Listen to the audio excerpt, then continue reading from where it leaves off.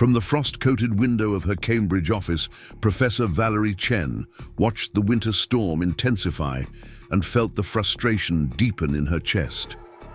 The whiteboard behind her was covered in equations that led nowhere, a mathematical maze with no exit.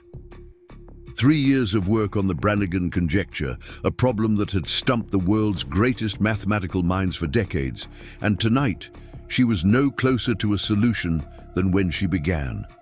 Before we jump back in, tell us where you're tuning in from, and if this story touches you, make sure you're subscribed, because tomorrow I've saved something extra special for you.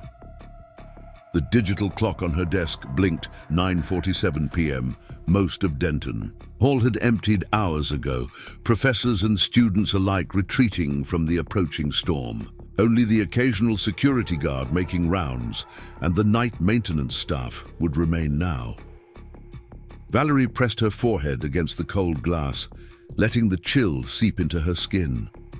Outside, snowflakes swirled like scattered thoughts, beautiful but impossible to grasp. Her academic reputation rested on this conjecture. The grant funding, the keynote invitations, the whispered conversations at conferences, all hinged on her making progress where others had failed. Yet tonight, like so many nights before, the equation simply stared back at her, unyielding. "Maybe I've been approaching this all wrong," she whispered to the empty room. Valerie turned back to her desk, gathering papers into her weathered leather briefcase. She wouldn't solve it tonight. Perhaps a fresh perspective in the morning would reveal something new.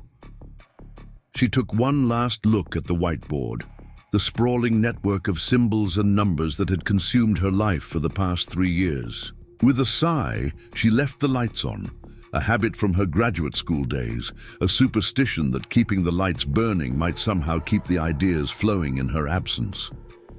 As she stepped into the hallway, a figure appeared at the far end. Marcus Reeves, the night janitor. He pushed his cleaning cart slowly down the corridor, headphones covering his ears as he nodded slightly to some unheard rhythm. "Good night, Marcus," Valerie called out, raising her voice to be heard over his music. Marcus pulled one side of his headphones away and smiled. "Heading out before the real storm hits, Dr. Chen? Smart move." "Finally admitting defeat for the night," she replied, gesturing back toward her office. "That problem will still be there tomorrow, mocking me." Marcus chuckled. "That's the thing about problems. They're patient. They'll wait." There was something in his tone that made Valerie pause. Most people spoke about mathematical problems with either reverence or fear. Marcus spoke about them like old acquaintances.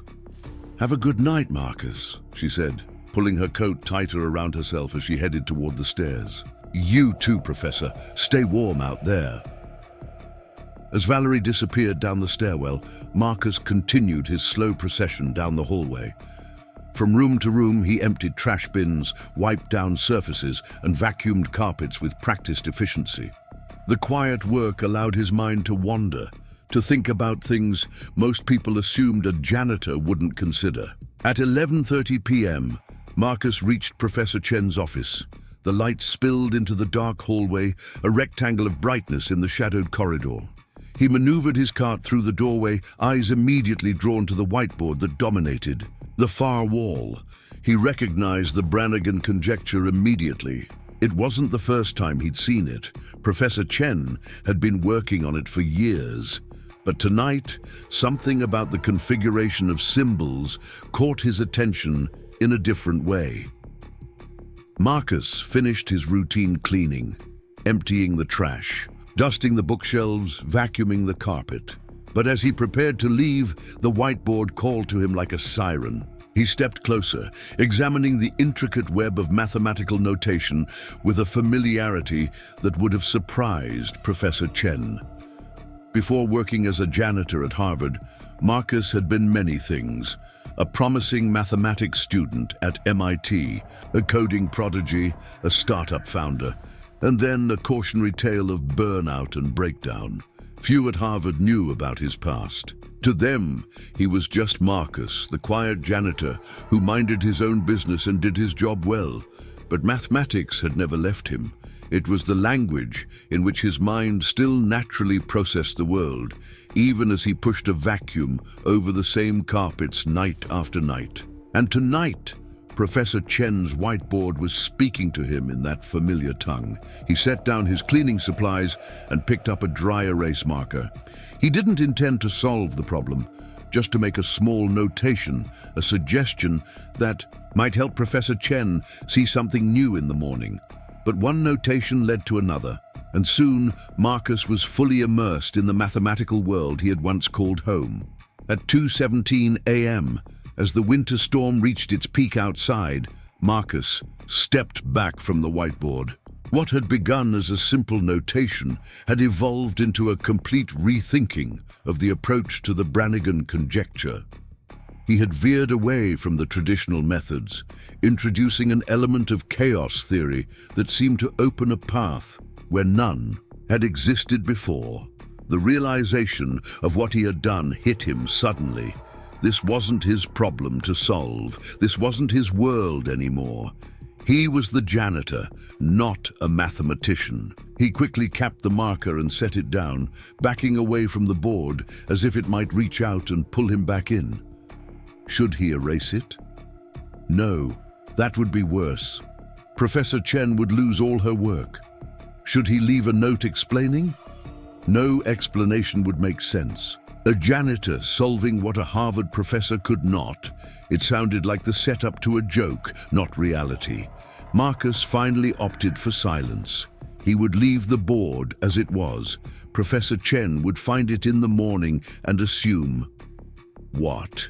That some colleague had snuck in during the night. That she herself had written it during a bout of midnight inspiration she couldn't remember. He didn't know. And as he wheeled his cart out of the office, switching off the light, he told himself it didn't matter.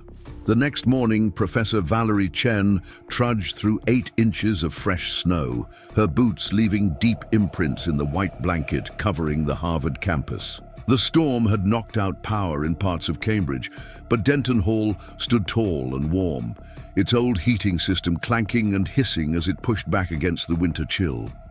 Valerie unwound her scarf as she climbed the stairs to the 3rd floor, her mind already rehearsing which approaches to try next on the conjecture. When she reached her office door, she noticed immediately that the light was off. Hadn't she left it on? Power outage, perhaps. She pushed open the door, flipped on the light and froze. The whiteboard was transformed. Her careful notations remained. But they were now surrounded by a completely different approach, one that incorporated elements of chaos theory and non-linear dynamics in a way she had never considered. The new work branched from her equations, like a mathematical river finding new tributaries, flowing inexorably toward a solution she had thought impossible. Valerie dropped her briefcase and stepped closer, heart pounding. It was elegant, brilliant, and completely foreign to her. Someone had been in her office, someone had seen her work and taken it in a direction that... She traced the equations with a trembling finger that might actually lead to a proof. Her first thought was theft, academic sabotage, someone intending to publish before she could. But that made no sense. If someone wanted to steal her work, why leave it on her whiteboard? Morning, Dr. Chen. Preparing and narrating this story took us a lot of time, so if you are enjoying it, subscribe to our channel. It means a lot to us. Now back to the story. Quite a storm last night. Valerie turned to find Marcus in the doorway, emptying her small trash bin into his larger cart. His eyes were carefully fixed on his task, not looking at the whiteboard. Yes, quite a storm, she echoed absently, her mind still racing through the equations behind her. Marcus, did you see anyone in my office last night after I left? Security, perhaps? Another professor? Marcus hesitated, just long enough for Valerie to notice. No, ma'am. Just me cleaning. Up. Something in his voice made her look at him more carefully. Marcus had worked in Denton Hall for nearly 3 years. As long as she had been wrestling with the Brannigan Conjecture, he was always polite, efficient, unremarkable in the way that people who keep institutions running often are, invisible, until something goes wrong. "You came in to clean?" she asked carefully. "Yes, ma'am. Around 11:30, I think. Your light was on." "And the whiteboard. Did it look like this when you came in?" Another hesitation. "I don't really notice the math stuff, Professor. Just do my job and move on." But his eyes flickered to the board for the briefest moment, and in that fraction of a second, Valerie saw something. Recognition, understanding, and something else. Apprehension. "Of course," she said, turning back to the board. "Thank you, Marcus." After he left, Valerie spent hours analyzing the new approach on her whiteboard. It was unconventional, drawing connections between disparate mathematical concepts in ways she would never have attempted. But the more she worked through it, the more convinced she became. This might be the breakthrough the mathematical community had been waiting for. But who had written it? The question gnawed at her as she worked. A colleague playing a practical joke? A brilliant graduate student with boundary issues? The security footage from the hallway would show who had entered her office. But did she really want to know? What if discovering the mysterious mathematician undermined the work itself? By lunchtime, rumors were circulating. Professor Chen's door was closed, window blinds drawn, unusual for her. Those who managed to catch a glimpse inside reported seeing her in animated conversation with Professor Abernathy from Theoretical Physics and Dr. Reynolds from the Mathematics Department. Something big was happening. In the maintenance break room, Marcus ate his sandwich alone, as he usually did. On the small TV in the corner, a weather reporter warned of another storm system moving in by the weekend. Marcus half listened, his mind replaying the equations he had written on Professor Chen's whiteboard. Had he made a mistake coming back? To mathematics, even for one night? Would his past come to light now, the very past he had worked so hard to leave behind? At 3:15 p.m., Marcus was mopping the first-floor hallway when his supervisor approached. "Reeves, you're wanted upstairs. Professor Chen's office." Marcus's heart sank. So it had happened already. Someone had reviewed the security footage, or perhaps Professor Chen had simply intuited the truth. He set his mop aside and took the stairs slowly, each step feeling heavier than the last. Professor Chen's door was open when he arrived. Inside, she sat at her desk alongside an older man, Marcus recognized as Dean Harlow. The whiteboard remained covered in equations. His equations, now with additional notations in Professor Chen's handwriting. "Marcus, please come in," Professor Chen said, her voice revealing nothing, "and close the door behind you." Marcus did as instructed, standing awkwardly just inside the doorway, hands clasped in front of him. "Dean Harlow and I have been reviewing the security footage from last night," Professor Chen began. Marcus nodded, not trusting himself to speak. "It seems we have you to thank for this." She gestured to the whiteboard. "Though I'm curious why you didn't want to take credit this morning when I asked you." The direct approach caught Marcus off guard. He'd expected accusations, not gratitude. "It wasn't my place," he said finally. "It's your work, your project." Dean Harlow leaned forward. "Mr. Reeves, Professor Chen tells me that what you've done here represents a significant breakthrough in a notoriously difficult mathematical problem. That's not something to dismiss as not your place." Marcus shifted uncomfortably. "With all due respect, sir, I'm just the janitor." "Are you, though?" Professor Chen asked quietly. "Because the security footage shows you working on these equations for nearly 3 hours.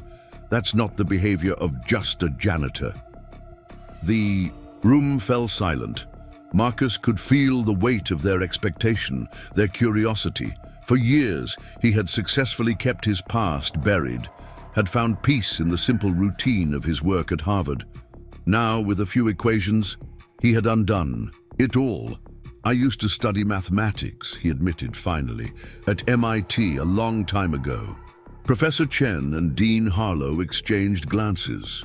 "Marcus Reeves," Dean Harlow said slowly, as if testing the name against some mental database. "About 10 years ago, the Firepoint algorithm?" Marcus winced at the recognition. Of course, the Dean would know. The academic world was small, and his departure from it had not been quiet. "Yes, sir, that was me." Professor Chen looked between them, confusion evident on her face. "Marcus was something of a prodigy," Dean Harlow explained. "Created an algorithm that revolutionized predictive modeling in his second year of graduate study. Then founded a tech startup that was valued at millions before he was 30. He turned back to Marcus. And then you disappeared. There were rumors of a breakdown, but no one seemed to know what actually happened." Marcus swallowed hard. The rumors weren't entirely wrong. The success had come too fast. The pressure had mounted.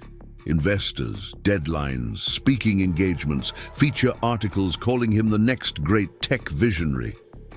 Sleep had become a luxury he couldn't afford. Relationships had withered. And then, during a major investor presentation, his mind had simply stopped. A panic attack so severe he had been hospitalized. After that, he had walked away from everything: the company, the fortune, the acclaim. He had sought silence, simplicity, anonymity, and he had found it in the quiet, methodical work of maintaining Harvard's hallowed halls. "I needed a different life," he said simply, "and I found it." Professor Chen studied him with new eyes.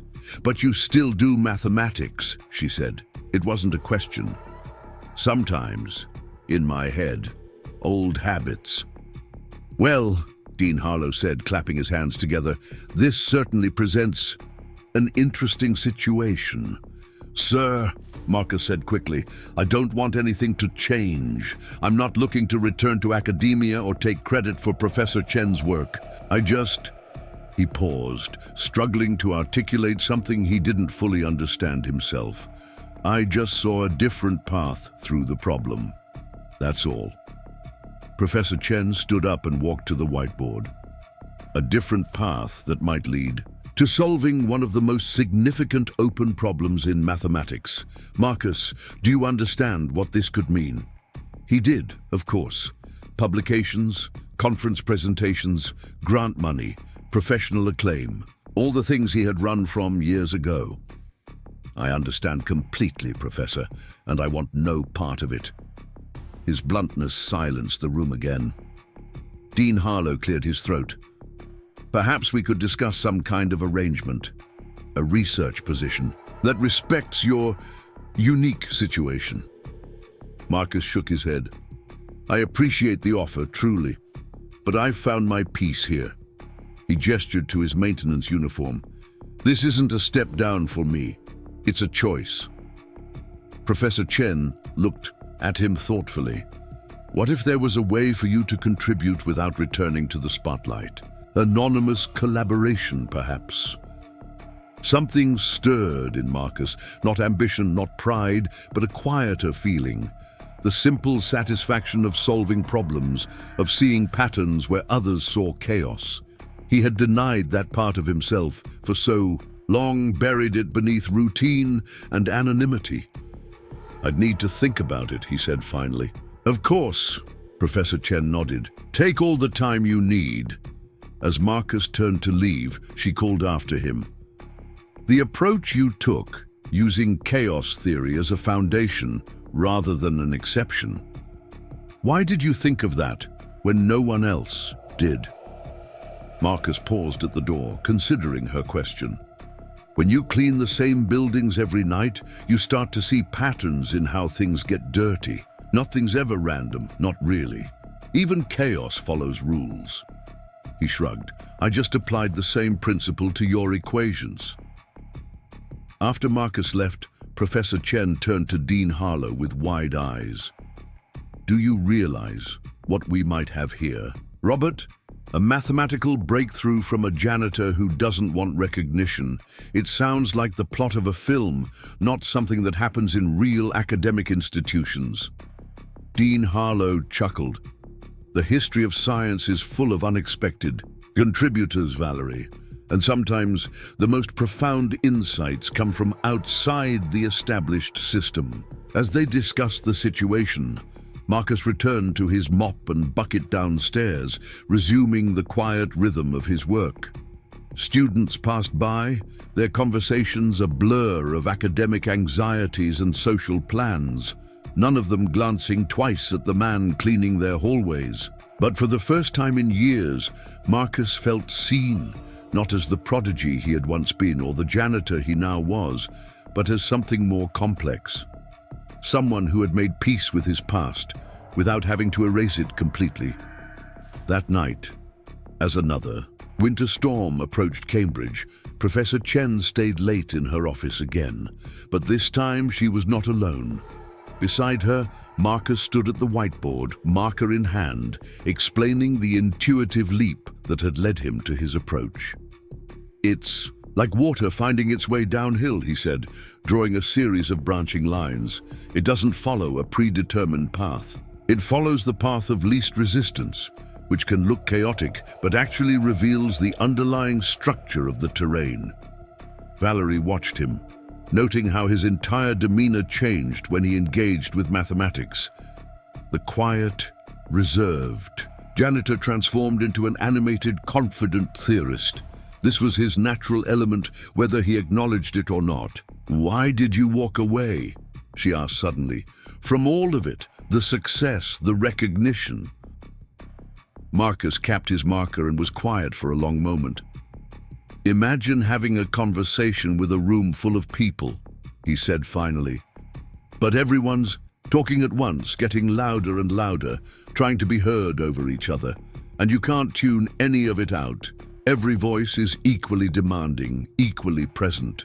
That's what success felt like to me. Deafening." He gestured around the empty building. "This, the quiet, the routine, the invisibility, it's not a punishment, it's relief." Valerie nodded slowly, beginning to understand. "And now, working on this problem together." "This is different," Marcus said, turning back to the whiteboard. "This is just the problem and us. No spotlight, no expectations, just the pure mathematics." As they worked into the night, the snow began to fall. Outside, covering the campus in a fresh blanket of white. Inside Denton Hall, a professor and a janitor redrew the boundaries of a mathematical problem that had resisted solution for decades. And perhaps, Valerie thought, redrew the boundaries of academia itself in the process. Down the hall, the security. The guard making his rounds paused outside Professor Chen's office, glancing through the small window in the door. Inside, he saw the professor and the night janitor standing side by side at a whiteboard covered in equations he couldn't begin to understand.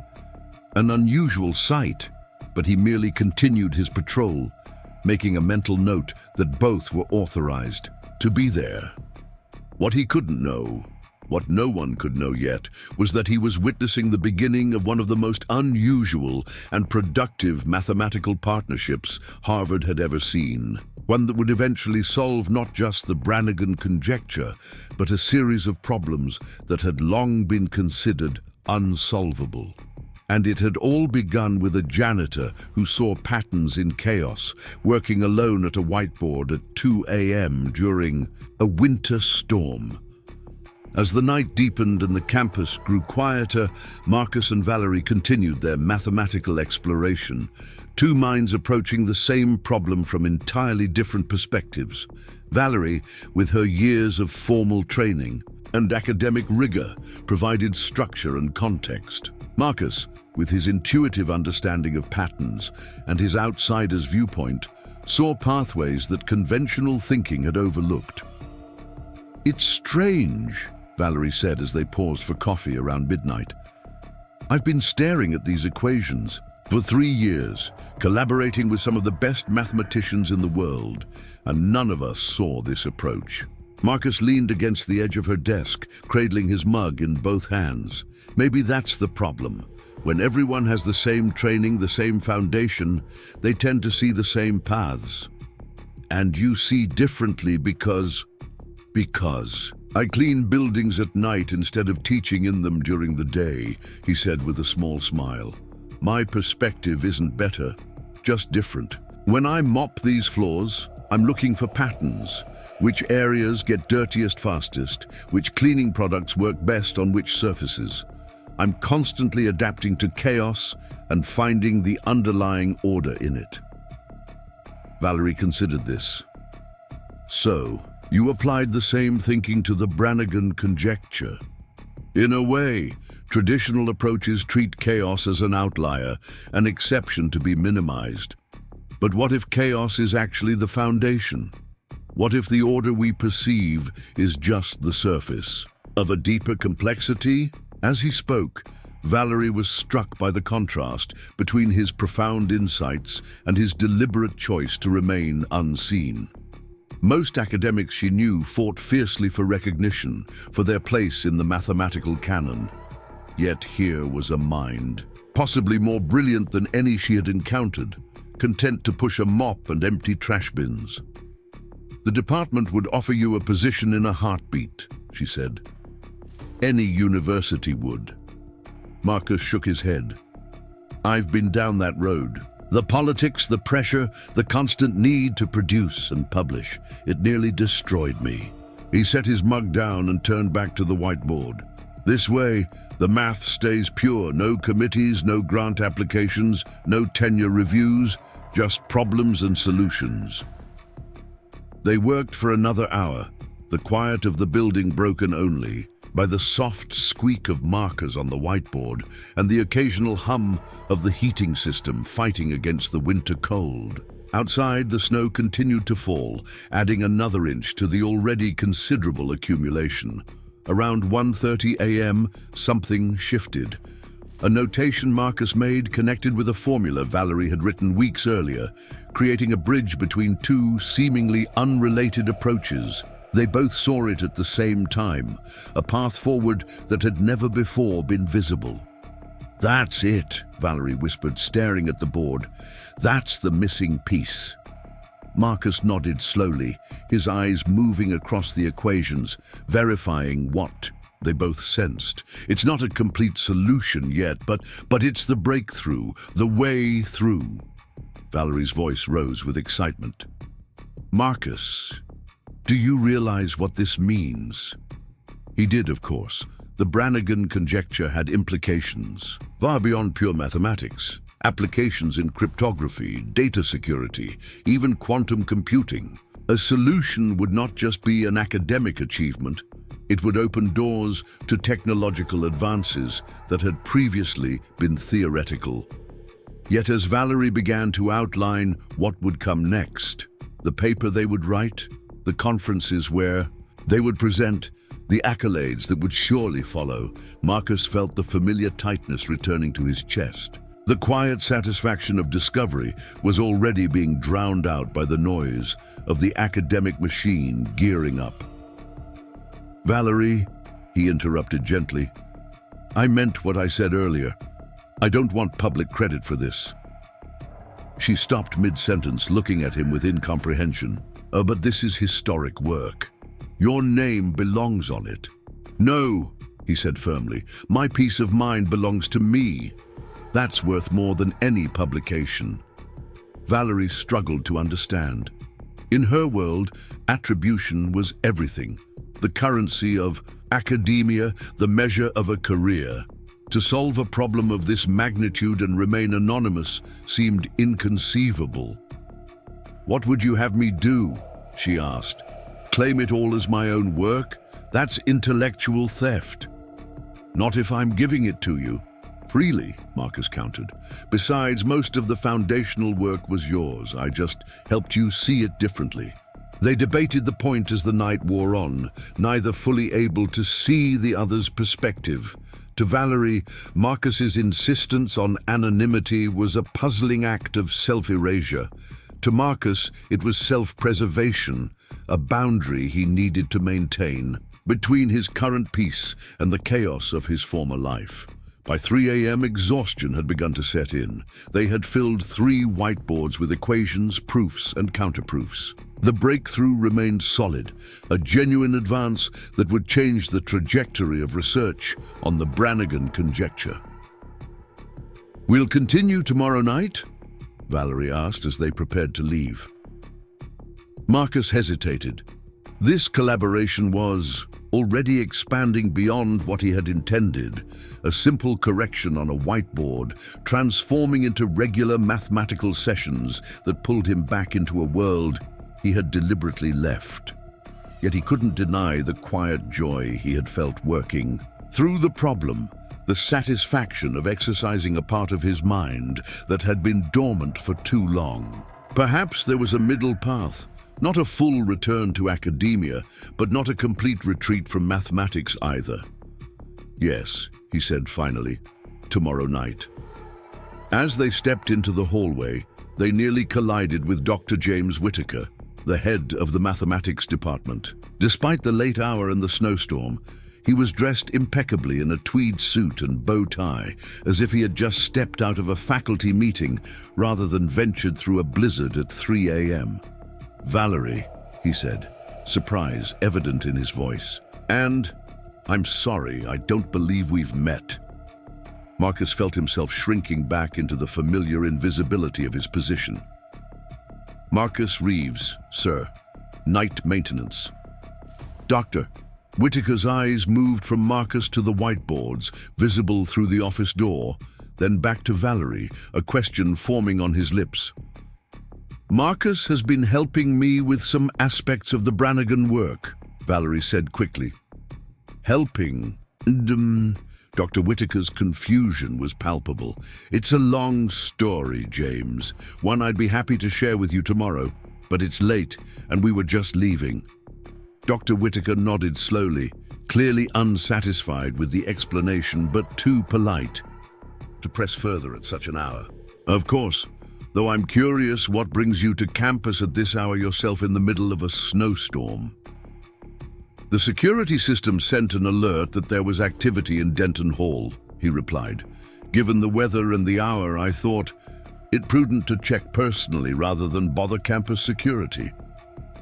As if to emphasize his point, the building's lights flickered briefly, a reminder of the storm's intensity outside. "Well, as you can see, all is well," Valerie assured him. "Just some late-night inspiration on the Brannigan problem." Dr. Whittaker's eyes drifted to the whiteboards again, narrowing slightly as he recognized the complexity of the work displayed. "There. Indeed. Well, we can discuss it further tomorrow. Be safe getting home, both of you." As they parted ways, Dr. Whittaker toward his office, Valerie and Marcus toward the exit, Marcus felt a familiar weight settling in his stomach. The comfortable anonymity he had maintained for years was beginning to crack. Dr. Whittaker's curiosity would not be easily satisfied, and questions would inevitably follow. "He's going to want to know the truth," Marcus said as they reached the building's entrance. Valerie nodded. "Yes. And honestly, I'm not sure what to tell him. The full story seems almost unbelievable. The reclusive mathematical genius working as a janitor who solves an unsolvable problem at 2 a.m. during a snowstorm. Despite his anxiety, Marcus couldn't help but smile at the absurdity of it when phrased that way. When you put it like that, it does sound like the plot of a bad movie. Valerie laughed, the sound echoing in the empty lobby. Maybe so, but it's also the truth. She paused, her expression growing serious again. We'll figure this out, Marcus. I promise I'll respect your boundaries, but I also can't pretend that what's happening here isn't extraordinary. Outside, the snow had finally stopped falling, leaving the campus transformed into a silent, white landscape. The streetlights cast long shadows across the unblemished snow, creating a scene of almost otherworldly beauty. "I should get home before the next band of the storm hits," Valerie said, pulling her coat tighter around herself. Marcus nodded. "Me too, though I'll be back in a few hours to help clear the walkways." This reminder of his dual existence. Brilliant, mathematician by night, maintenance worker by day, hung between them for a moment. "Good night, Marcus," Valerie said finally. "And thank you. For the mathematics, yes, but more for showing me that sometimes the most rigid structures, even in pure mathematics, need to be questioned." "Good night, Professor," he replied, deliberately using her title, a small reminder of the worlds they each inhabited. As they parted ways, heading toward different parts of campus, neither could know how profoundly their unexpected collaboration would change not just the field of mathematics, but their own understanding of what it meant to belong in the hallowed halls of academia. Behind them, in Denton Hall, Dr. Whitaker stood in Valerie's office, staring at the whiteboards with growing astonishment. As one of the world's foremost experts on the Brannigan Conjecture himself, he recognized immediately the significance of what was written there, and he had questions, many questions, about the janitor who had apparently contributed to this breakthrough. The night's snowfall had done more than transform the physical landscape of Harvard. It had shifted the intellectual terrain as well, revealing paths that had always existed but had remained hidden beneath the surface of conventional thinking. And like the campus in the morning that would need to reckon with the changed landscape, the academic establishment would soon need to confront a truth it had long overlooked. That brilliance could be found in the most unexpected places, even pushing a mop down an empty hallway at 2 a.m. The Harvard campus awakened to a transformed world. Overnight, the snowstorm had blanketed buildings and pathways in pristine white, softening the sharp edges of academia beneath 8 inches of powder. By 7 a.m., maintenance crews were already at work, clearing the main walkways, their figures small, against the vast whiteness. Among them was Marcus Reeves, shovel in hand, working methodically along the path to Denton Hall. The physical labor helped calm his mind, which had been racing since he'd left Professor Chen's office only hours earlier. The cold air burned his lungs, a welcome distraction from the anxiety that had been building since Dr. Whitaker discovered them. Each scrape of the shovel against concrete marked another second closer to the reckoning he knew was coming. The comfortable anonymity he had cultivated for years was dissolving, and he wasn't sure how to feel about it. Part of him, a part he thought he had silenced years ago, was exhilarated by the mathematical breakthrough. Another part wanted to pack his few belongings and disappear before anyone could connect Marcus Reeves the janitor to the Marcus Reeves who had once graced the cover of technology magazines. "Need a hand?" Marcus looked up to find Professor Chen standing beside him, bundled in a heavy coat and wool hat, her cheeks pink from the cold. "Shouldn't you be preparing for a lecture or something?" he asked, continuing to shovel. "Classes are delayed until noon," she replied. "Campus-wide email about the storm." Marcus nodded but didn't stop working. The rhythm was keeping him grounded. "I spoke with James, Dr. Whitaker, this morning," Valerie continued, falling into step beside him. "He was quite interested in our collaboration." Marcus's shovel paused mid-scoop. "What did you tell him?" "The truth, that you provided a critical insight on the Brannigan Conjecture, that you prefer to maintain your privacy, that we're working together on developing the solution further. And he believed that a janitor is helping solve one of mathematics' great unsolved problems." Valerie shrugged. "He was skeptical, certainly, until I showed him your work. Mathematics speaks for itself, Marcus. The elegance of your approach can't be denied, regardless of your job title." Marcus resumed shoveling, more forcefully now. And what happens next in this fantasy, where academia embraces the janitor mathematician? That depends on you, Valerie said. Dr. Whitaker mentioned several possibilities: a research position, guest lectures, even a formal acknowledgement in department publications without requiring your public involvement. And if I say no to all of it? If I just want to keep cleaning floors and occasionally solving problems on whiteboards after hours? Valerie was silent for a moment, watching him work. Then, I'll respect that choice. But I'd ask you to consider something first. Marcus stopped shoveling and turned to face her fully. What's that? Your insight on the Brannigan Conjecture could have significant real-world applications. Cryptography, secure communications, quantum computing, all fields that might advance because of what you saw on that whiteboard. Is maintaining your anonymity worth potentially holding back progress in those areas? It was a carefully aimed arrow, and it struck its mark precisely. Marcus had spent years building walls between himself and his former life. But Valerie had found the one door he couldn't bring himself to lock. The belief that mathematics should serve a purpose beyond academic prestige. That's not fair, he said quietly. No, she agreed, it's not, but it's true. Before Marcus could respond, they were interrupted by the arrival of a tall, elegant woman in her 60s, her silver hair swept back in a tight bun, her bearing regal despite the informal setting. "Dr. Chen," she called, approaching through the snow. "I believe we have a meeting scheduled." Valerie straightened, clearly surprised. "Dean Caldwell. Yes, but I thought, given the weather..." "A little snow never deterred the pursuit of knowledge," Dean Caldwell replied crisply. Her gaze shifted to Marcus, taking in his maintenance uniform and shovel with a quick, assessing glance. "And you must be Mr. Reeves." Marcus felt himself tense. The Dean of Mathematics, knowing his name, could only mean one thing. Word had spread, faster than he anticipated. "Yes, ma'am," he replied, defaulting to the deference expected from maintenance staff. "Dr. Whitaker speaks quite highly of your mathematical insights," she continued, her tone giving away nothing of what she thought about a janitor dabbling in theoretical mathematics. "Perhaps you would join us for our meeting?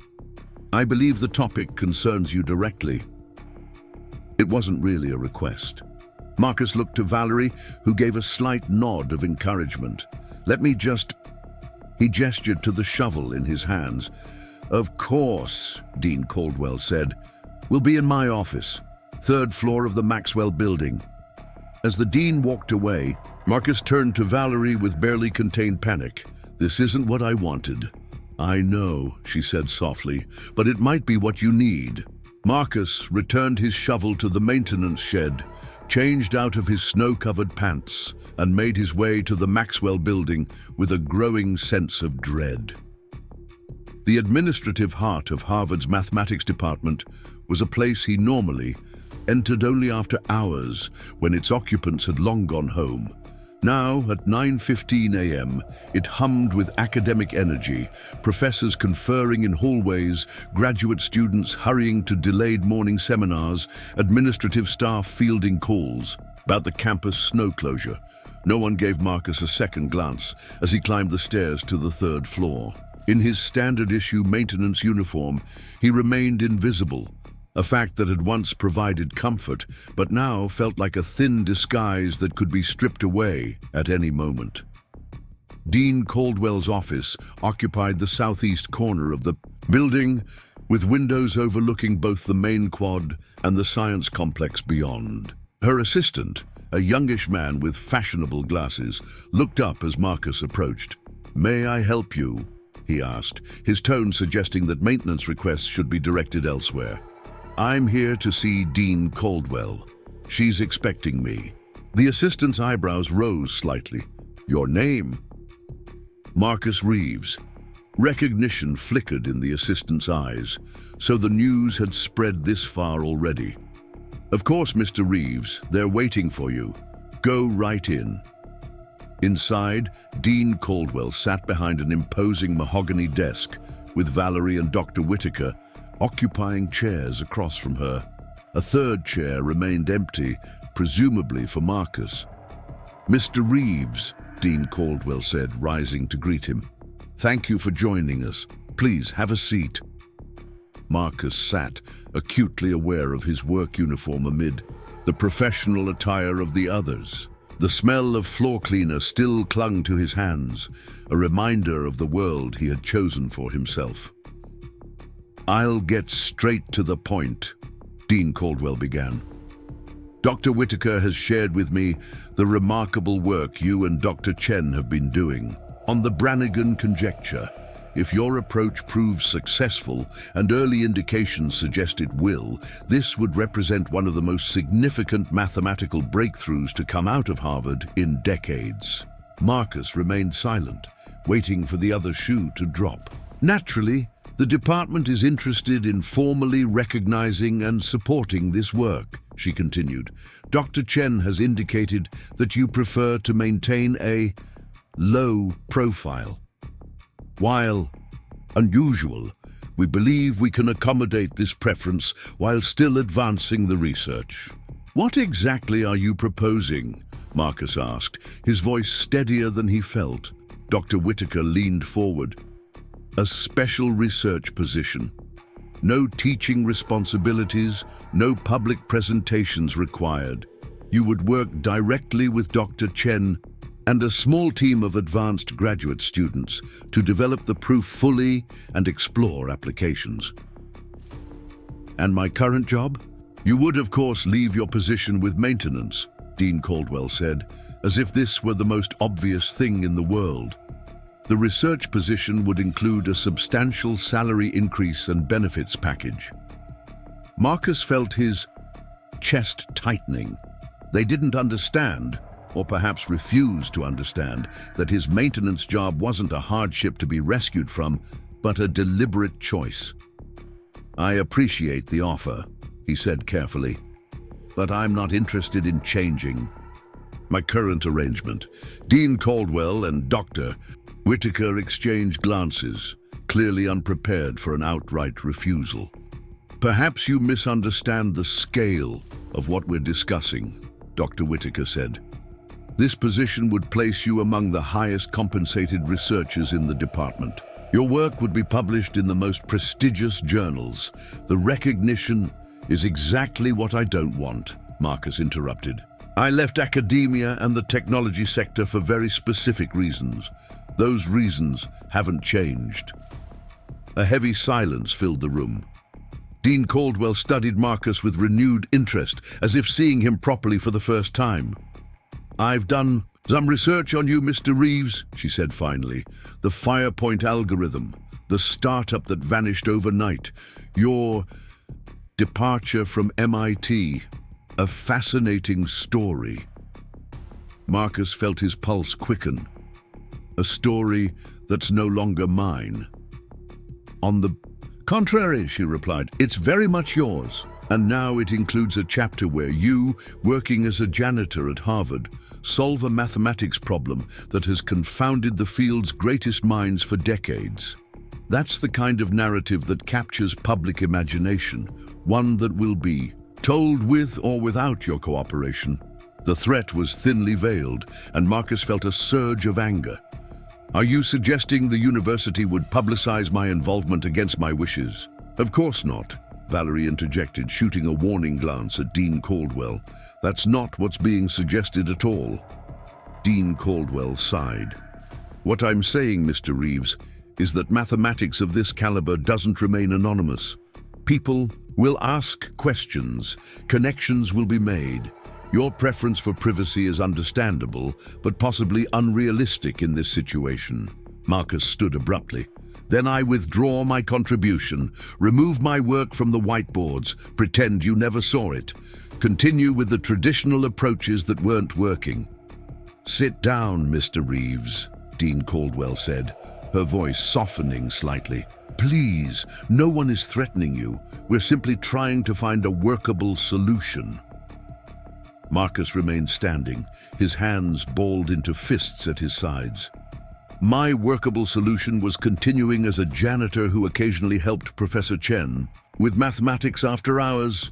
No publications, no positions, no publicity. And that's still an option, Valerie said quickly. Isn't it, Dean Caldwell? The dean hesitated, then nodded. If that's truly what you want, yes, though I think it's a terrible waste of your talents. My talents belong to me, Marcus replied, his voice low but firm. Not to Harvard, not to the field of mathematics, not to the public. He turned to Valerie. I'm sorry. I shouldn't have touched your whiteboard in the first place. With that, he walked out, ignoring the calls from Valerie to wait. He needed air. He needed space. Most of all, he needed the simple clarity of his maintenance routine, the predictable patterns of dirt and cleanliness, the satisfaction of order restored through methodical effort. He headed straight to the maintenance office, where his supervisor, Bill Garvey, was updating the day's assignments due to the snow. Reeves, Bill said, looking up from his clipboard, thought you were clearing paths around Denton. I was. Got called into a meeting with Dean Caldwell. Bill's eyebrows shot up. What'd you do to get called to the dean's office? Nothing. Just a misunderstanding. Marcus reached for his assignment sheet. What's next on the list? Bill gave him a puzzled look, but handed over the clipboard. Science building lobby needs mopping, all that melting snow being tracked in. Then the lecture halls in Pearson need set up for the afternoon classes. I'm on it. Marcus took the clipboard and headed for the supply closet, grateful for the mundane tasks that would occupy his hands and hopefully quiet his mind. As he filled a bucket with cleaning solution, Marcus wondered if he had overreacted in the dean's office. They had offered him exactly what most would consider a dream opportunity: recognition, compensation, a chance to return to the field he had once loved, and he had thrown it back in their faces. But they didn't understand what it had cost him to build this new life. The months of therapy after his breakdown, the deliberate retreat from the spotlight, the slow, painful process of redefining success on his own terms. To them, his job as a janitor was a tragic underutilization of his abilities. To him, it was a hard-won peace.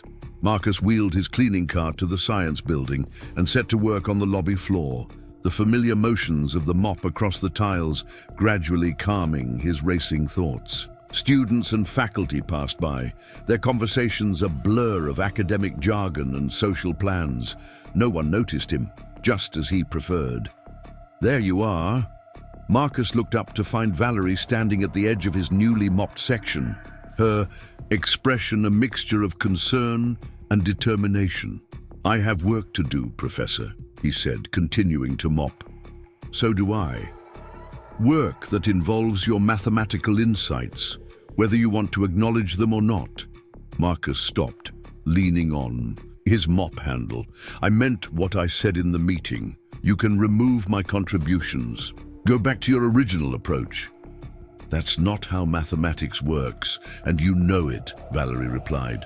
Once you've seen a more elegant solution, you can't unsee it. You've changed how I think about the Brannigan Conjecture. There's no going back now. A group of students entered the lobby, forcing Marcus and Valerie to move closer to the wall to continue their conversation. What do you want from me? Marcus asked, his voice low. I want you to reconsider, not the position or the recognition. I understand why you don't want those things. But the collaboration itself, the work we started. Marcus was silent for a long moment, weighing his options. Walking away entirely would be the cleanest break, the safest choice for maintaining his anonymity and the quiet life he had built. But Valerie was right about one thing. The mathematics mattered. The potential applications of their work could affect fields far beyond pure theory. On my terms, he said finally. No names on papers, no positions, just the work itself, done after hours, kept between us. Valerie's relief was visible. Agreed, though we may need to include Dr. Whitaker. At some point, he's one of the few people who would understand the full implications of what we're doing. Marcus nodded reluctantly. Fine, but that's it. No one else. Deal. Valerie offered her hand, and after a moment's hesitation, Marcus shook it. As Valerie walked away, Marcus returned to his mopping, his mind already shifting back to the equations they had been working on the night before. Despite his resistance, despite the anxiety of being discovered, there was an undeniable thrill in engaging with mathematics again, not for acclaim or advancement, but for the pure joy of understanding. For the next week, a strange rhythm developed.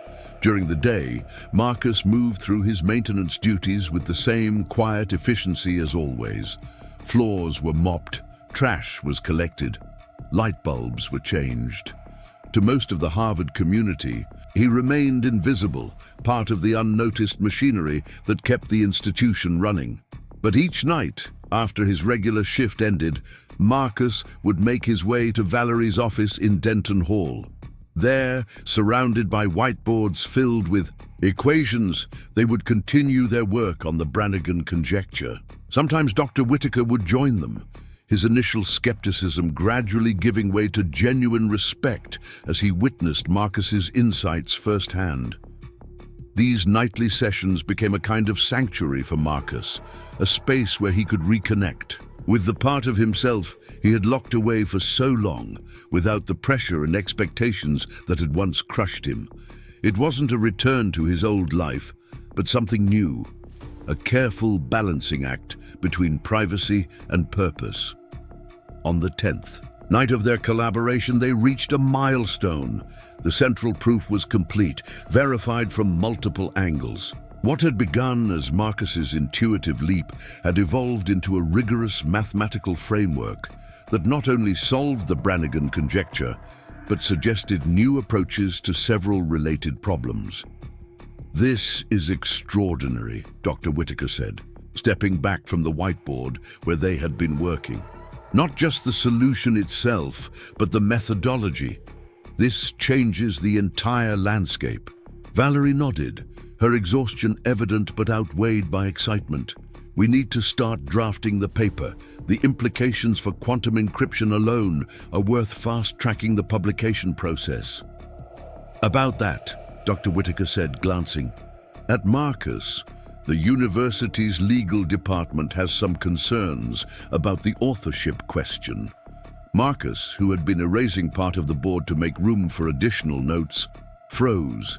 "What concerns?"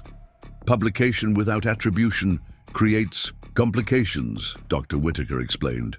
"Questions of intellectual property, for one.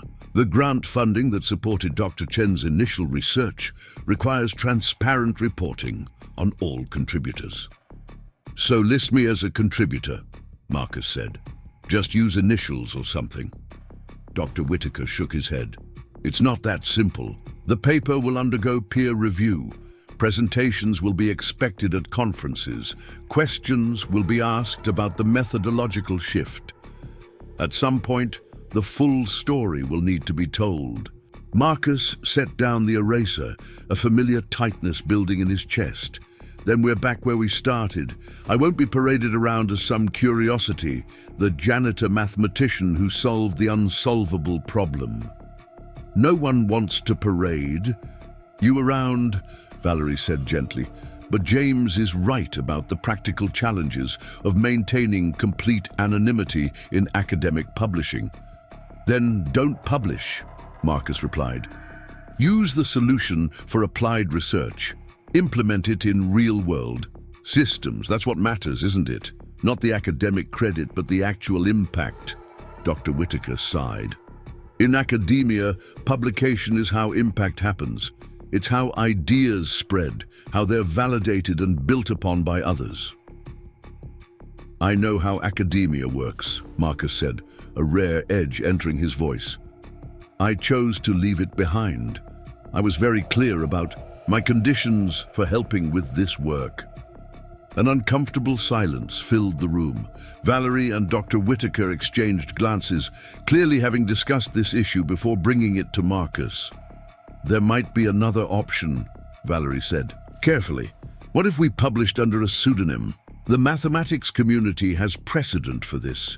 Nicholas Bourbaki was actually a collective of mathematicians publishing under a single name." Marcus considered this. A pseudonym might preserve his day-to-day anonymity while allowing the work to be properly documented and disseminated. How would that work exactly? "We'd create an identity, a mathematician who prefers to remain private for personal reasons," Valerie explained. "The department would know the truth, of course, but to the outside world, the breakthrough would be attributed to this pseudonym. And what happens when people want to meet this mysterious mathematician? When conferences want presentations? When journalists come asking questions? We'd manage those situations as they arise," Dr. Whitaker said. "The focus would remain on the mathematics itself, not the individual behind it." Marcus wasn't convinced, but the pseudonym approach felt less threatening than having his real name and story attached to the publication. "I need to think about it," he said finally. "Of course," Valerie agreed. "Take all the time you need, but we should move forward with drafting the paper in the meantime. The mathematics is too important to delay." Marcus nodded his agreement, though. A sense of unease lingered. He had allowed himself to be drawn back into the mathematical world, believing he could engage with it on his own terms. Now those terms were being gradually renegotiated, the boundaries he had established slowly eroding. As he left Denton Hall, that night the campus was quiet. Most buildings dark except for security lighting. A gentle snow had begun to fall again, adding a fresh layer to the piles left from the previous storm.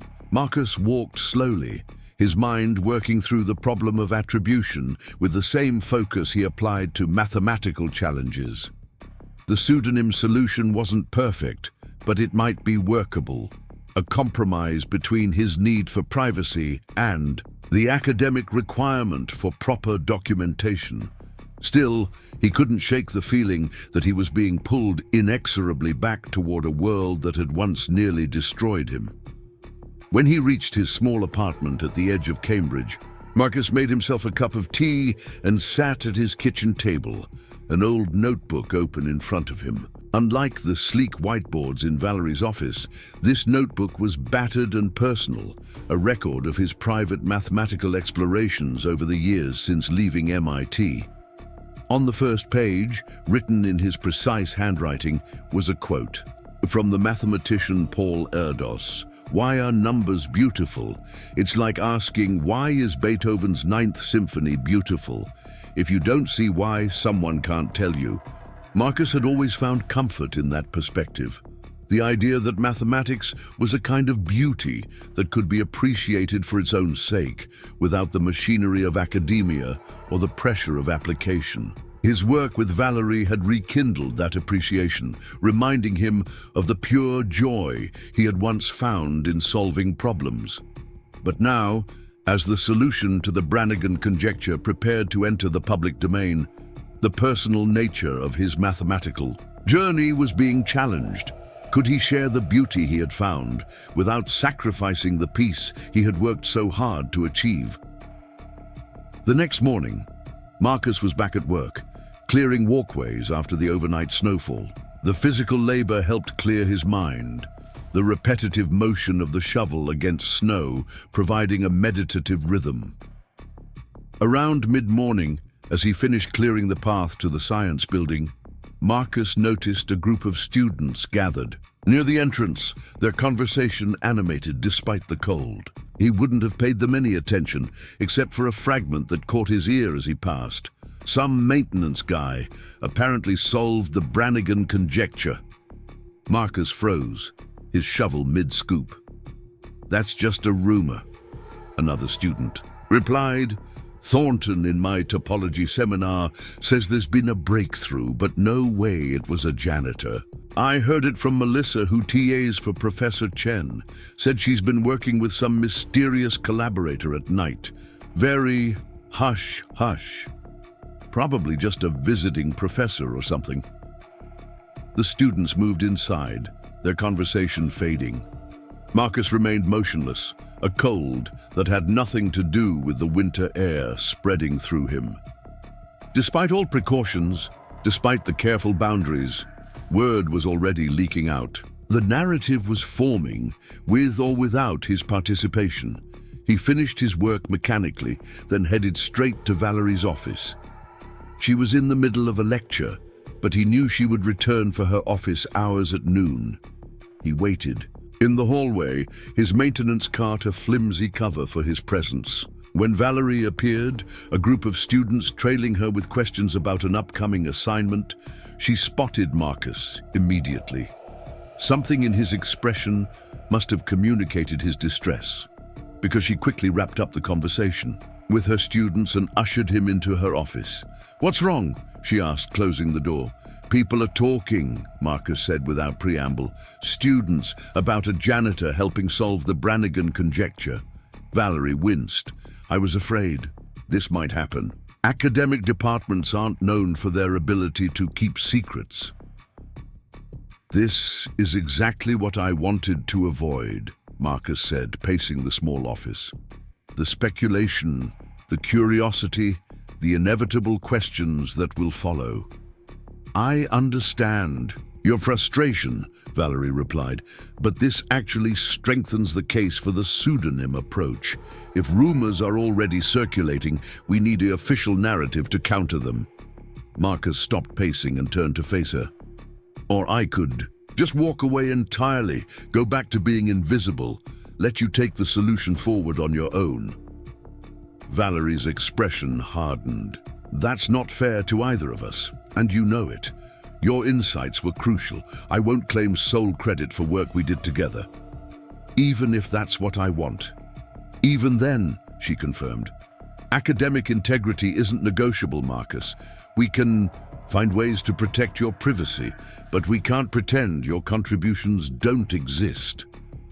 They were at an impasse, both committed to principles that seemed increasingly incompatible. The beauty of their mathematical collaboration was being overshadowed by the practicalities of academic attribution and Marcus's deep need for anonymity. Before either could suggest a path forward, a knock at the door interrupted them. Dr. Whitaker entered without waiting for a response, his expression unusually grave. "We have a situation," he said, closing the door firmly behind him. "The mathematics department at Princeton just announced a major breakthrough on the Brannigan Conjecture. They're claiming to have solved it using a novel approach involving chaos theory and nonlinear dynamics." Valerie and Marcus exchanged alarmed glances. The approach described matched their own work almost exactly. "That's not possible," Valerie said.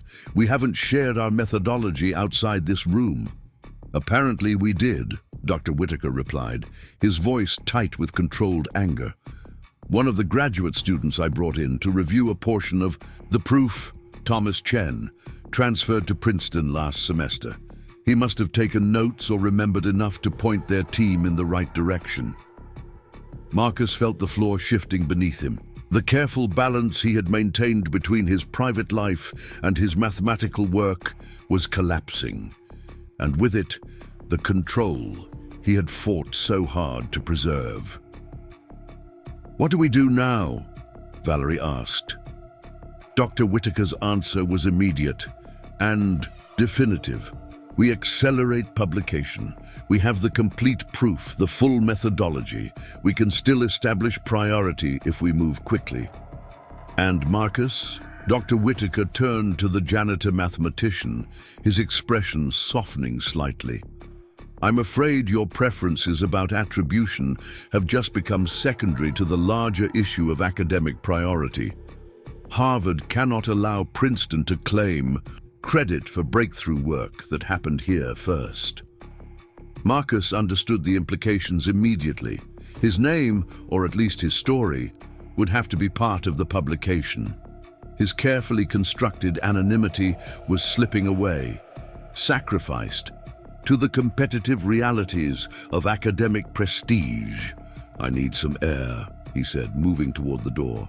"Marcus, wait," Valerie called after him. "We need to decide on our next steps together." But Marcus was already in the hallway, walking rapidly toward the exit, his mind racing with the implications of this new development. The narrative he had feared was now inevitable. The janitor who solved an unsolvable problem, the hidden genius, the prodigal mathematician returned from self-imposed exile. Once, years ago, Marcus had stood on a similar precipice. Brilliant, work recognized, accolades and attention following, expectations mounting. The pressure had nearly destroyed him then. Would the outcome be any different this time? As he pushed through the doors into the cold winter air, Marcus knew he faced a choice that was about more than mathematics or academic credit. It was about who he was, who he wanted to be, and what kind of life he could build at the intersection of his extraordinary abilities and his hard-won peace.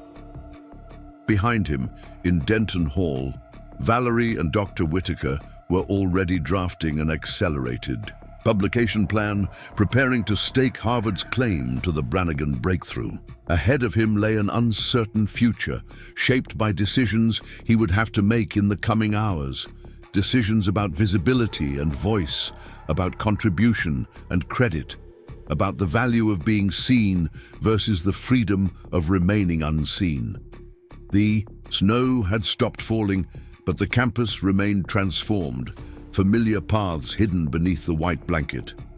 Marcus stood at the threshold, poised between worlds, as the Harvard bells marked the hour with their solemn, resonant chimes. Marcus walked for nearly an hour through the snow-covered campus, his mind churning with possibilities and dead ends. The peaceful anonymity he had cultivated for years was unraveling with each passing hour. Students were already whispering about the janitor mathematician. Princeton was racing to publish a solution based on their work, and Harvard was preparing to stake its claim with or without his cooperation. As the afternoon shadows lengthened across the quad, Marcus found himself at the steps of the university library, a massive neoclassical building he normally entered, only to empty trash bins and vacuum reading rooms. Today, he climbed the stairs, as a visitor would, passing through the grand entrance into the soaring main hall. The warmth enveloped him immediately, along with the distinctive smell of old books and polished wood. Students sat hunched over laptops at long tables, while others browsed the stacks or whispered in study groups. No one paid any attention to the maintenance worker moving quietly through their midst. Marcus made his way to the mathematics section on the third floor, a territory he had avoided for years, despite his nightly cleaning duties. Now, he ran his fingers along the spines of textbooks and journals, stopping when he reached the section devoted to unsolved problems. There it was, a thick volume titled The Brannigan Conjecture, 30 Years of Attempts and Approaches. He pulled it from the shelf and found a secluded corner to sit and read.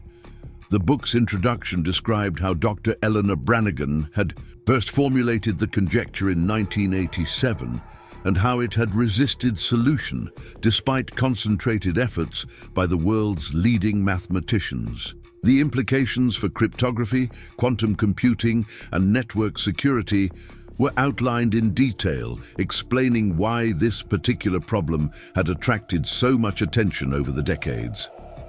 Marcus flipped to the chapter on chaos theory approaches, the very methodology he had used in his whiteboard solution with Valerie.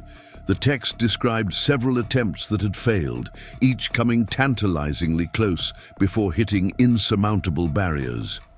None had made the crucial connection he had seen.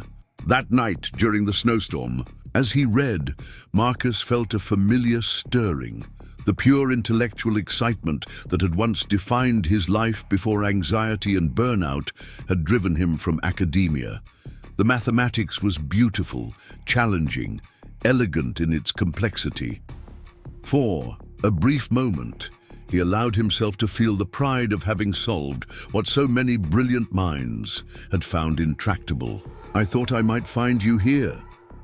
Marcus looked up to see Valerie standing beside his chair, her expression a mixture of concern and determination. "How did you know?" he asked, closing the book. "Just a hunch," she replied, taking the seat opposite him. "When mathematicians are troubled, they often return to the mathematics itself." Marcus nodded, acknowledging the truth in her words. "I've been reading about all the failed attempts, so many brilliant people working on this problem for decades." "And yet you saw something they all missed," Valerie said quietly. "That's not insignificant, Marcus." He sighed, running a hand through his hair. "It doesn't change my situation. I still don't want the attention, the scrutiny, the expectations that would come with being identified as the solver of the Brannigan Conjecture. I understand that. Truly I do." Valerie leaned forward. "But we've run out of comfortable options. Princeton is moving forward with publication. If we don't respond quickly, the work we did together will be credited to others." "Would that be so terrible?" Marcus asked. "The mathematics would still exist. The applications would still benefit. Humanity. Does it really matter whose name is attached?" Valerie's expression hardened slightly. "In academia, it matters enormously. Ideas need provenance. Attribution isn't just about credit. It's about establishing the lineage of thought, ensuring that intellectual contributions are properly documented for those who come after us." Marcus knew she was right, at least within the value system of the academic world, but that was precisely the system he had chosen to leave behind. "What's the current plan?" he asked, knowing that decisions were being made with or without his input. "Dr. Whitaker has called an emergency meeting of the department's senior faculty for this evening. We need to decide how to proceed with publication and how to address the Princeton situation." Valerie hesitated before continuing. "He wants you there." Marcus felt a flicker of panic. "A room full of Harvard professors discussing my work. That sounds like exactly the kind of situation I've been trying to avoid. These are the people who need to understand the full context of our discovery," Valerie countered. "Many of them have spent their entire careers trying to solve the very problem you helped crack. They deserve to hear directly from you, not through second-hand accounts or rumors." Marcus stood up, reshelving the book with careful precision. "When and where?" 8 o'clock. The Perkins room in Sever Hall." He nodded once, not committing, but not refusing either. "I need some time to think." "Of course." Valerie rose as well. "But Marcus, whatever you decide about attribution or your role going forward, please come to the meeting. The mathematics deserves your voice, even if you choose to keep your name hidden." After Valerie left, Marcus remained in the library, moving between shelves of mathematics texts like a visitor returning to a childhood home. Everything familiar yet strange, comforting yet painful in its reminders of what had been lost. By 7 o'clock, he had made his decision. He returned to his apartment, showered, and changed into the only button-down shirt and slacks he owned, clothes kept for rare occasions when he needed to look like something other than a maintenance worker. The clothes felt stiff, uncomfortable, after years of wearing the loose-fitting uniform of his janitorial position. At precisely 8 o'clock, Marcus stood outside the Perkins room, listening to the murmur of voices within. Through the frosted glass of the door, he could make out the silhouettes of Harvard's mathematical elite, department heads, endowed chairs, academic celebrities whose papers he had once studied and whose theories he had once expanded upon in his earlier life. He almost turned away. The urge to retreat to his quiet, anonymous existence was overwhelming. But then he thought of the whiteboard in Valerie's office, of the elegant solution they had crafted together, of the real-world impact their work could have. With a deep breath, he pushed open the door and stepped inside. The conversation died immediately. 20 pairs of eyes turned to stare at the unfamiliar figure in the doorway. Marcus recognized several of the faculty from his nightly cleaning rounds, though they had never taken notice of him before. Valerie, seated near the front of the room, stood quickly. "Thank you for coming, Marcus." She turned to address the group. "Colleagues, this is Marcus Reeves, my collaborator on the Brannigan solution." Dr. Whitaker approached, extending his hand. "Mr. Reeves, we appreciate your joining us at this critical juncture." Marcus shook the offered hand, acutely aware of the scrutiny from around the room. Whispers had already begun, connecting the name Marcus Reeves to its historical context. The MIT prodigy?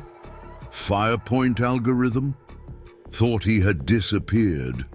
Dr. Whitaker called the meeting to order, directing Marcus to an empty chair beside Valerie. As he sat, Marcus felt the weight of academic politics descending upon the room. "As you're all aware," Dr. Whitaker began, "we face an unusual situation. Professor Chen and Mr. Reeves have developed what appears to be a complete solution to the Brannigan Conjecture, using an innovative approach that combines elements of chaos theory with traditional topological methods. However, Princeton University has just announced their own breakthrough on the same problem, using methodologies that sound suspiciously similar to our own." A distinguished-looking woman at the far end of the table, Dr. Eleanor Santos, Marcus, recalled from his research, spoke up. "How similar are we talking about? Mathematical coincidence or intellectual theft?" "The approach described in Princeton's press release parallels our work in several key aspects," Valerie replied. "We believe the similarity stems from premature sharing of our methodology with a graduate student who subsequently transferred to Princeton." A murmur of disapproval rippled through the room. In academic circles, priority disputes were taken very seriously. Careers and reputations could be made or broken over who published first. "What's our recourse?" another professor asked. "Can we accelerate publication to establish precedents?"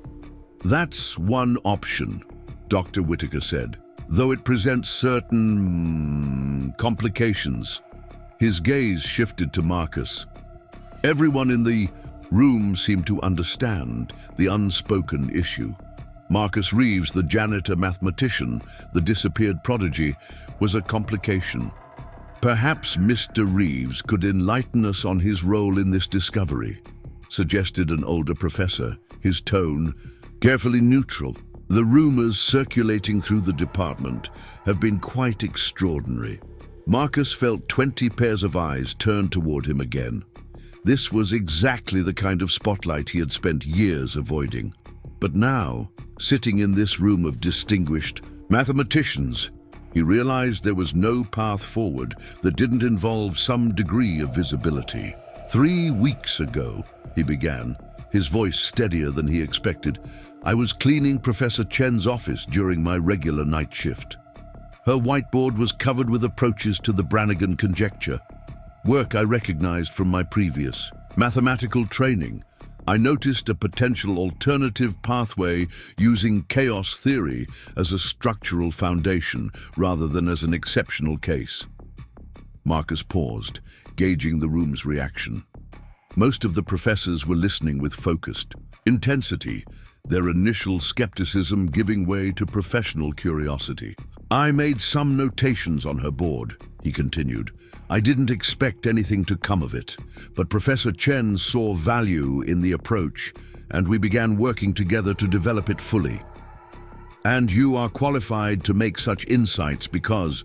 Anit prompted a professor Marcus didn't recognize. Marcus was a doctoral candidate at MIT before transitioning to his current role, Valerie interjected smoothly. "His academic credentials are impeccable." "That's putting it mildly," Dr. Santos remarked, having apparently made the connection. If this is the same Marcus Reeves, his work on algorithmic prediction was groundbreaking. Then he simply vanished from the field. An uncomfortable silence followed. Marcus could feel the questions forming in the minds of everyone present. Why would someone with his talents be working as a janitor? What had happened to drive him from academia? Was he stable enough to be involved in work of this magnitude? My past is irrelevant to the current situation, Marcus said firmly. What matters is the mathematics. The solution works. It can be verified independently. My role in discovering it doesn't change its validity. Dr. Whitaker nodded. Mr. Reeves is correct. The priority now is establishing Harvard's claim to this breakthrough before Princeton publishes their derivative work. Which brings us to the question of authorship. And there it was, the core issue Marcus had been dreading. Professor Chen and Mr. Reeves are the primary architects of this solution, Dr. Whitaker continued. Academic integrity demands that both be credited appropriately in any publication. I've made my position clear on this matter, Marcus said, tension evident in his voice. I do not wish to be named as an author. I don't want to return to academic life or public attention. Several professors exchanged glances, clearly finding this position incomprehensible. In a field where recognition and publication were the currency of success, voluntarily rejecting credit was almost unheard of. What about a pseudonym? Suggested Dr. Santos.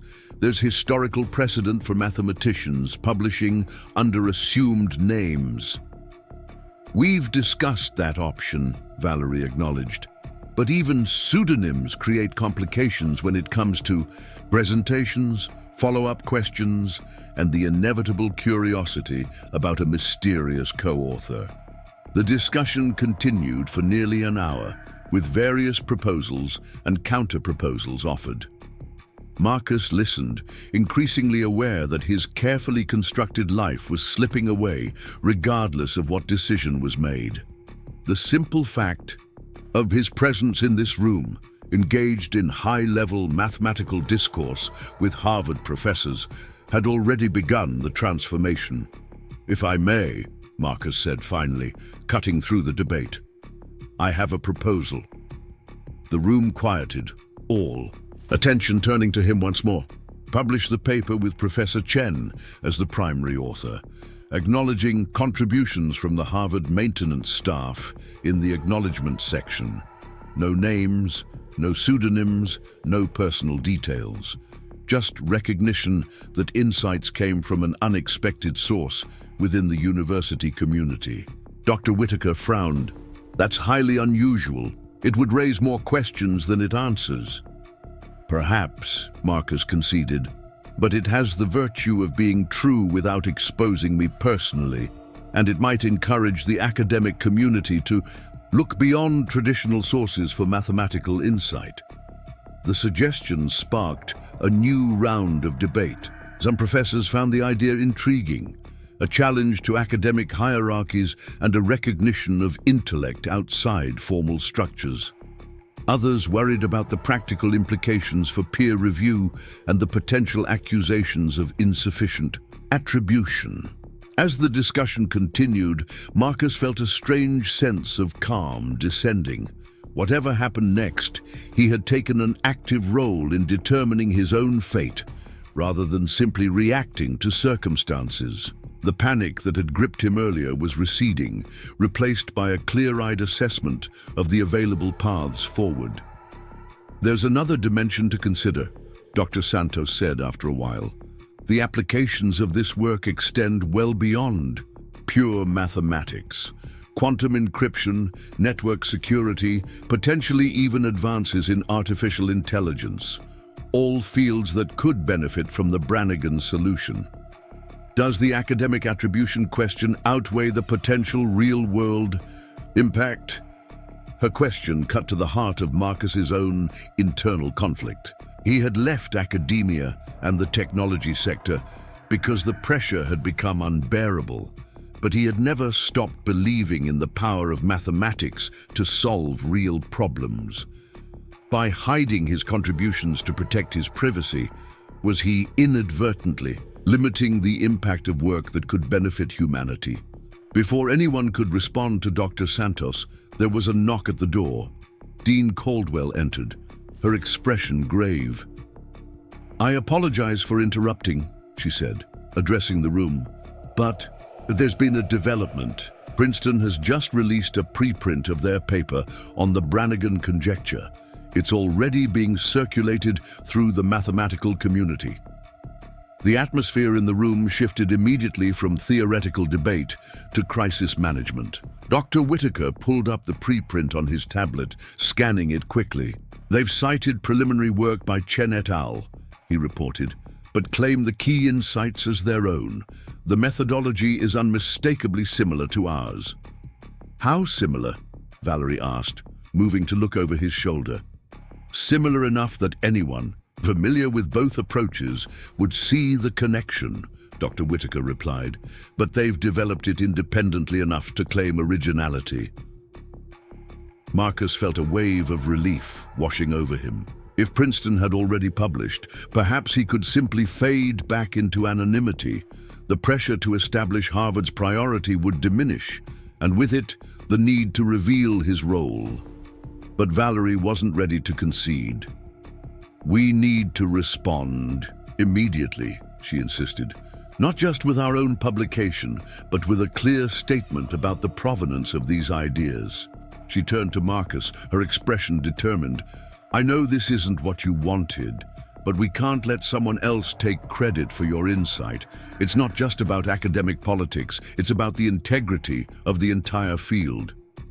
Marcus understood her position, even as he resisted it. The mathematical community operated on trust that ideas would be properly attributed, that breakthroughs would be honestly reported, that the collective enterprise of advancing human knowledge would be conducted with integrity. By allowing someone else to claim his insight, he would be undermining that trust. "What exactly are you proposing?" he asked carefully. "A joint statement from Harvard, immediately," Valerie replied, "announcing our complete solution to the Brannigan Conjecture, with a timeline establishing our priority. Our full paper would follow within days, not weeks." "And my role in this statement?" Valerie hesitated, looking around the room at her colleagues before answering. "I think we need to acknowledge your contribution, Marcus, not necessarily with your full background or current position, but at least with your name and the fact that you provided the key insight that led to the breakthrough." The room was silent, everyone waiting for Marcus's response. He closed his eyes briefly, weighing his options one final time. The peaceful anonymity of his maintenance work against the integrity of the mathematical record. His personal comfort against the potential applications of their work. The life he had built against the life he had left behind. When he opened his eyes, his decision was made. "I'll agree to having my name on the paper," he said quietly, "but I have conditions." The relief in the room was palpable, but Marcus continued before anyone could speak. "First, I won't do interviews, presentations, or public appearances of any kind. Second, my current position at Harvard remains unchanged. I'm not interested in a research role or faculty appointment. Third, any inquiries about my background or personal history are to be redirected to focus on the mathematics itself." Dr. Whitaker nodded slowly. "Unusual, but workable. The mathematics community has its share of reclusive figures." "One more thing," Marcus added. "I want it explicitly noted in the paper that this solution resulted from collaboration across traditional academic boundaries, that innovations can come from anywhere within an institution, not just from those with formal credentials or titles." This request raised a few eyebrows, but no one objected. Dean Caldwell, who had remained silent since delivering her news, finally spoke. "Mr. Reeves, while we can certainly accommodate your wishes regarding publicity and position, I must ask, why Continue as maintenance staff when your mathematical abilities could be put to more direct use? It was the question everyone in the room had been wondering, but had been too polite to ask directly. Marcus appreciated her candor. "Because I found peace there," he answered simply. "The work is meaningful, structured, tangible. No deadlines, no grants, no constant demand for innovation. I clean a floor and it's clean. I fix a light and it works. At the end of each day, I can see what I've accomplished." He paused, considering how to explain something so personal to a room full of academics who had spent their lives pursuing exactly what he had walked away from. "When I was in technology and academia before, the work consumed me. There was always more to do, more to prove, more expectations to meet. I lost myself. My health suffered, my mind—" He stopped, not wanting to detail the panic attacks, the insomnia, the crushing anxiety that had finally driven him to abandon his promising career. "My mind needed a different environment," he finished. "I found it pushing a mop at Harvard. I'm not eager to give that up." The room was quiet again, but the quality of the silence had changed. There was a new understanding in the faces around him, not pity, but a kind of recognition. Many of them had felt the pressures of academic life, had witnessed colleagues burn out or break down. Few had found the courage to walk away and build something different. "Very well," Dean Caldwell said finally. "Harvard will issue a statement tomorrow morning announcing our breakthrough on the Brannigan Conjecture, crediting Professor Chen and Mr. Reeves as co-authors. The full paper will follow as quickly as possible, and Mr. Reeves's position and privacy preferences will be respected to the extent we can control." As the meeting adjourned, several professors approached Marcus, their curiosity professional rather than personal. They asked about specific aspects of the mathematical approach, the intuitive leap that had connected chaos theory to the Brannigan framework, the potential extensions of the methodology to other unsolved problems. For the first time in years, Marcus found himself engaged in high-level mathematical discussion, the language of his former life coming back to him with surprising fluency. It was exhilarating and terrifying all at once, the intellectual stimulation he had missed combined with the social pressure he had fled. Valerie watched these interactions with a mixture of satisfaction and concern. When the last professor had departed, she approached Marcus, who was staring out the window at the snow-covered quad below. "Are you okay with all of this?" she asked, quietly. Marcus considered the question carefully. "I don't know yet. It feels like standing at the edge of a very steep slope, exhilarating but dangerous. I could easily slide back into old patterns." "We won't let that happen," Valerie promised. "Your boundaries will be respected." Marcus turned from the window to face her directly. "In academia, boundaries are constantly pushed. That's the nature of the enterprise." "Then we'll establish new norms," she replied with unexpected firmness. "A janitorial mathematician who solves the Brannigan Conjecture at 2 a.m. during a snowstorm is already breaking plenty of conventions. Why not break a few more about how academics are supposed to behave?" Despite his anxiety, Marcus smiled. "When you put it that way, it almost sounds manageable." They left Sever Hall together, stepping out into the cold night air. The campus was quiet, most students having retreated to dormitories and apartments to escape the winter chill. Overhead, the stars were brilliantly clear, the storm clouds having finally moved on. "What happens tomorrow?" Marcus asked as they walked. "The university issues its statement. The mathematical community reacts. Princeton scrambles to explain the similarities in their approach, and you go back to your maintenance rounds as if nothing has changed." "Except everything has changed," Marcus pointed out. Valerie nodded her acknowledgement. "Yes, but change doesn't have to be catastrophic. Sometimes it's just expansion, a new dimension added to an existing structure.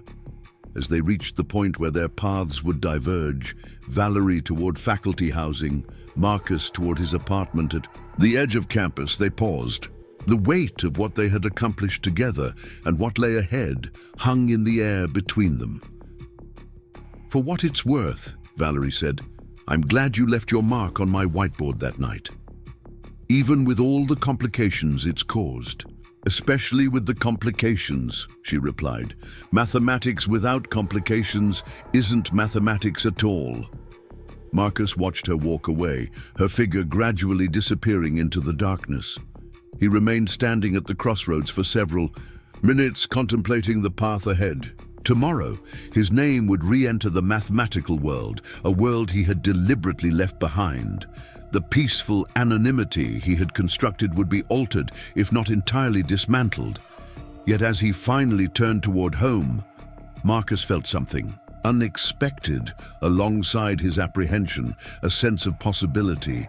Perhaps there was a way to honor both parts of himself, the mathematician who could see patterns others missed, and the maintenance worker who had found meaning in the quiet, essential work of keeping an institution running.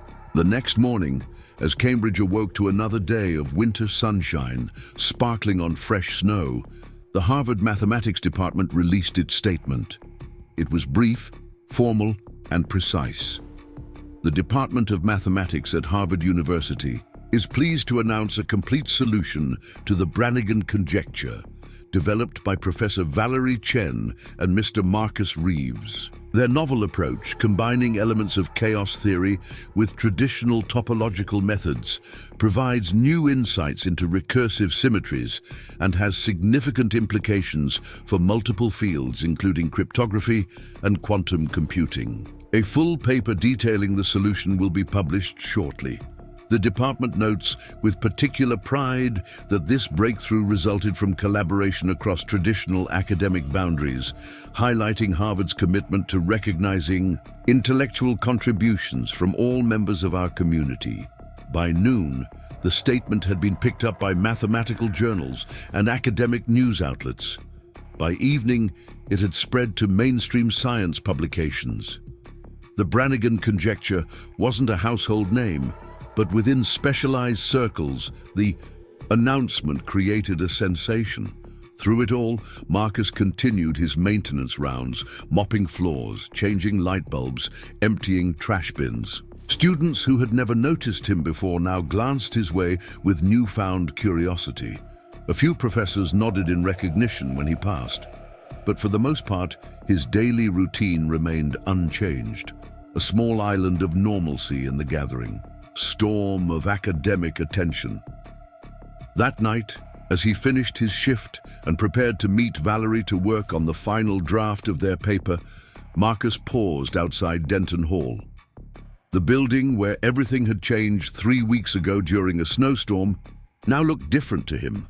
Not just a workplace, but a threshold between worlds. He had crossed that threshold when he wrote on Valerie's whiteboard at 2 a.m.